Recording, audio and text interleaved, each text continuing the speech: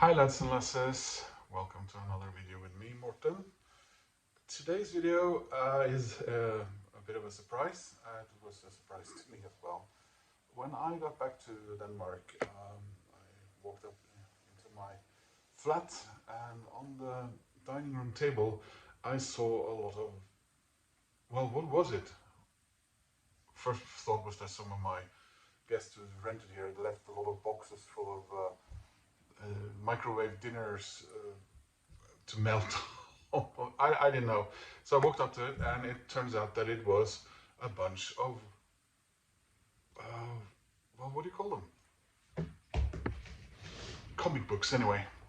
It was 10 of these.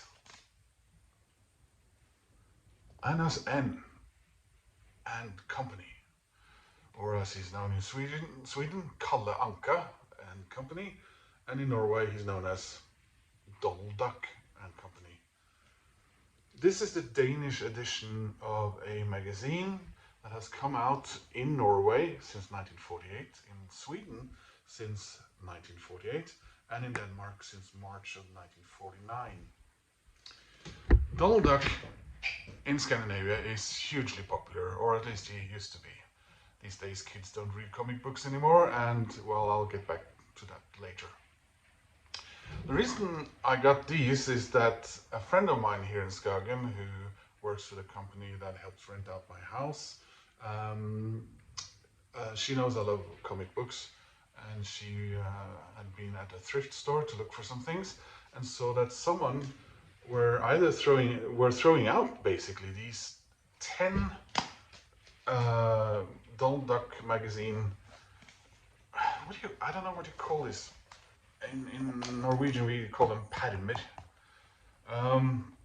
You could buy these and stick your Donald Duck magazines in using these little almost like hairpins, and to take care of them. And someone has clearly done this, and this is from number 38, the year 2000, until number 6, 2001. And I have 9 more of them over there, but I'll spare you looking at them. So what is this? Well, like I said, in 1948 and 49 in Denmark, the Donald Duck magazine was born. And it looked back then, and it's been looking more or less like this since then. Inside this magazine are stories. So not just strips, actually hardly any comic strips, about Donald Duck. And there's also stories about Mickey Mouse. There are stories about Mickey Mouse and Goofy, or Goofy alone, and some other tertiary characters, but also very importantly about Onkel Skrue, or Uncle Scrooge, Scrooge McDuck. They live in Andeby, Ducksville, if you like, and it's separate from the Donald Duck and Mickey Mouse you may think of if you're an American.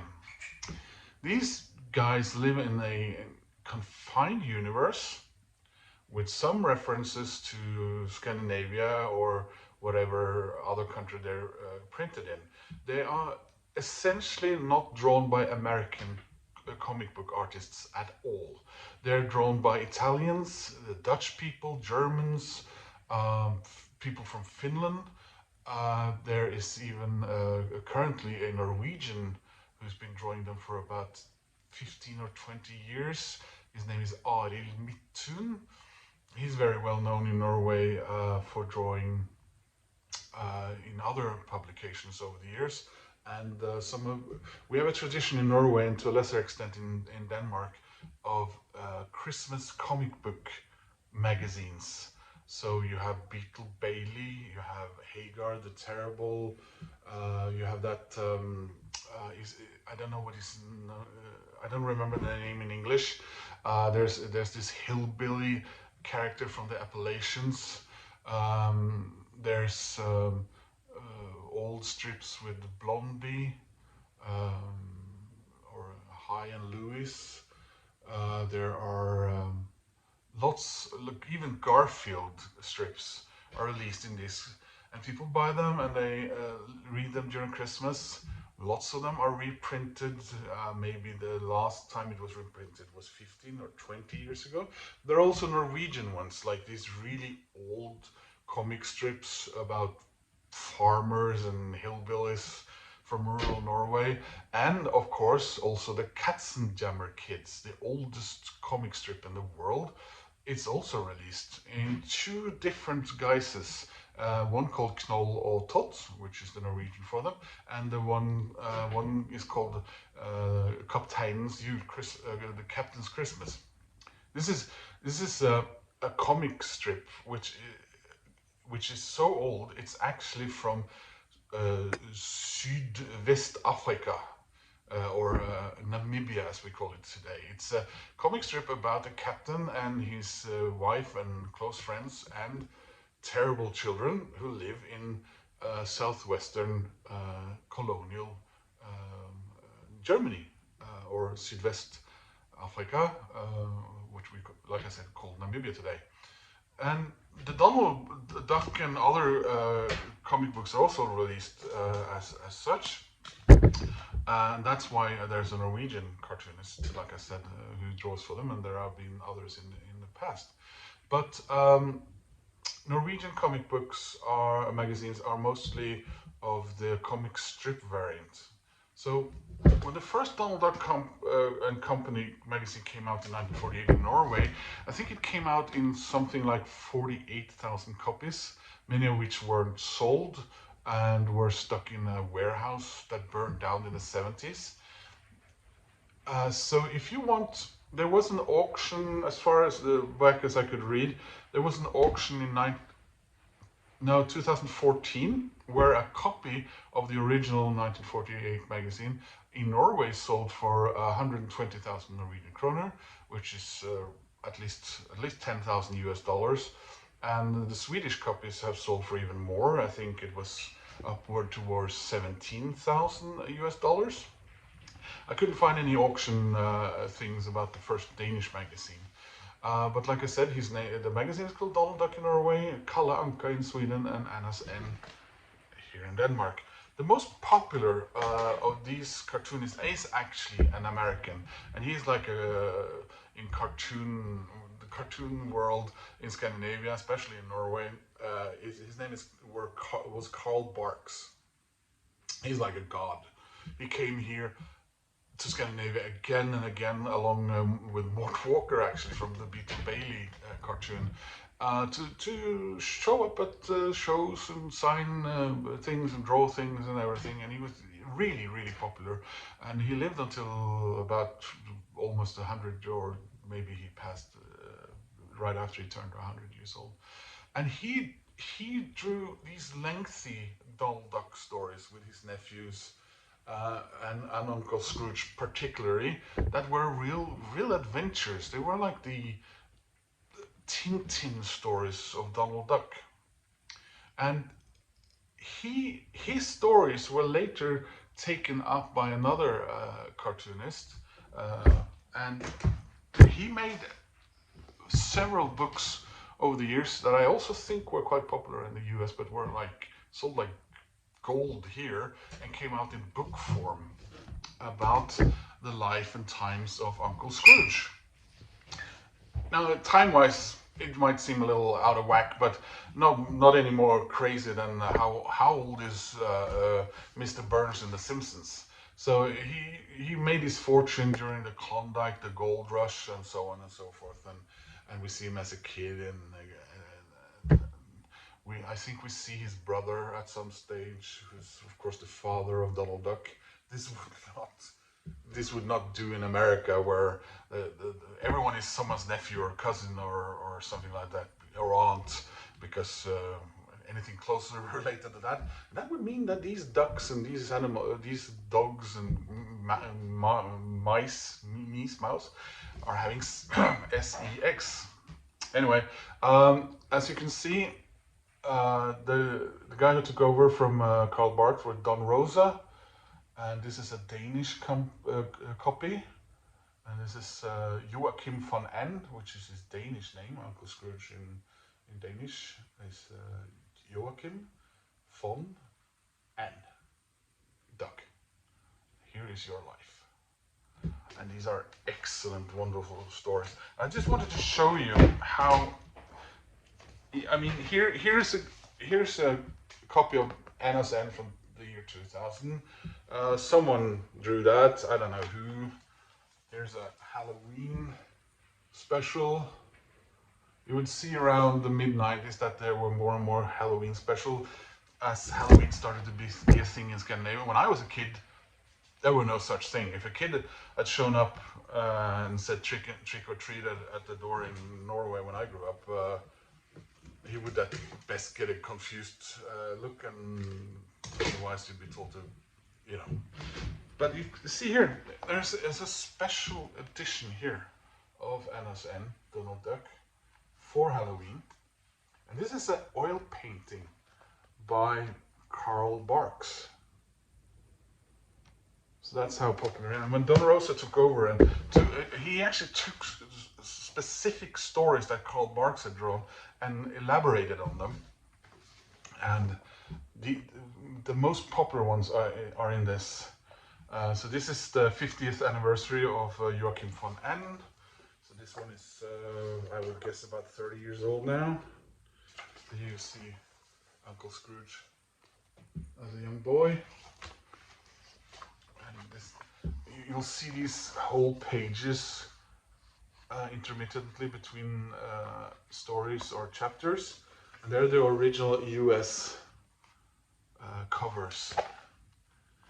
Because these didn't come out as in magazine form on their own. They were first printed mostly in these as the most popular stories, and then later on they would come out in book form.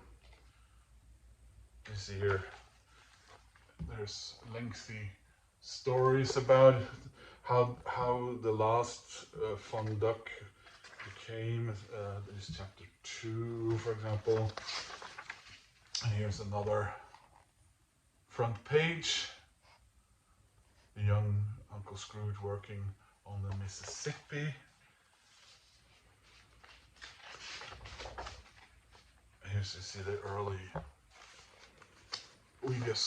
sort of the criminal gang in Duckville. We call it the B gang, which is short for the Bear Gang.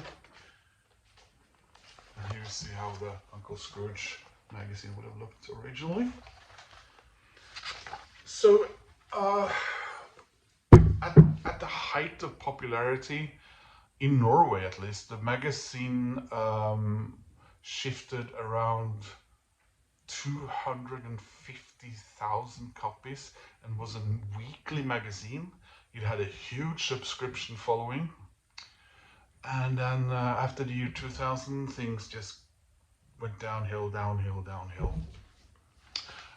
Today,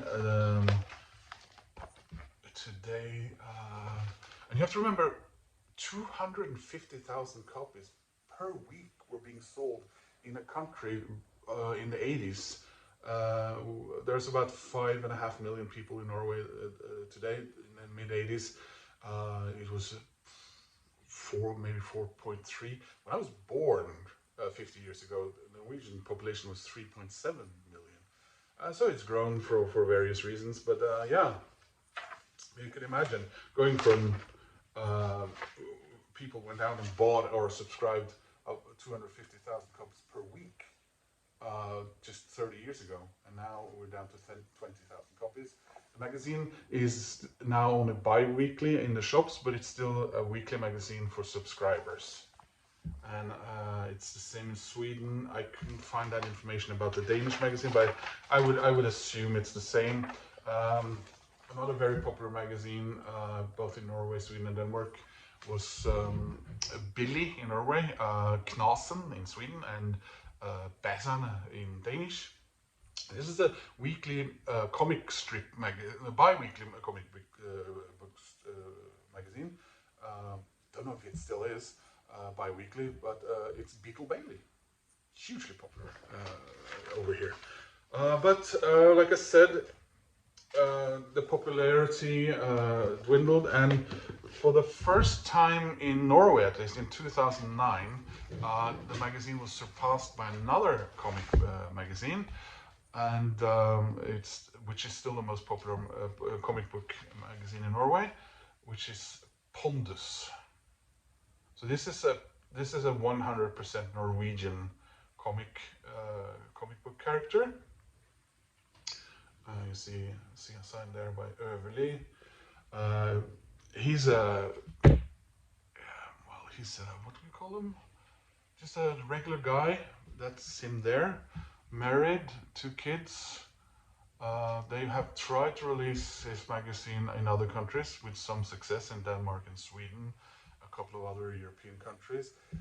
They tried in the UK because the premise is really good.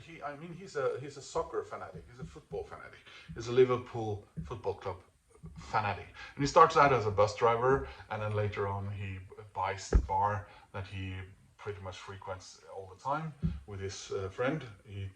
His friend finally met his biological dad, and they started a thrift shop together. And he's of course an AC/DC fan, while his friend is a bit of an idiot.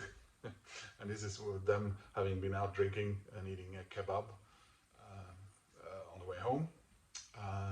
And his reaction is actually because he thinks it's not strong enough, and his reaction is, don't use the toilet in my pub tomorrow. And he is a huge Kiss fan, and while Pondus is a Liverpool fan, Jokke is a Leeds United fan, so he's been having not the best of time over the past 20 years. And here you see an example on some of the strips here. Funny enough, when he's in his pub uniform, he looks like he's a Stoke supporter, or maybe a Sheffield or a Southampton supporter, but no, he's definitely. There are other comics here as well, some of which are just terrible. This one, for example, this is a comic strip which is entirely about female soccer players. Now, that premise got old after 2 weeks. Then you have this guy Skavlan. He's a Norwegian entertainer. He just does these lovely things here. So that was a little surprising to me, surprising to you. Look at Norwegian and Swedish and Danish Donald Duck lore, and I think Donald Duck agrees with me that it was time you guys over in the US heard how Donald Duck is treated as a little semi-god. Yes, you are, absolutely, here in Scandinavia. Thank you so much for watching. Please click like and subscribe, and I'll see you again soon in another video. Take care. Bye.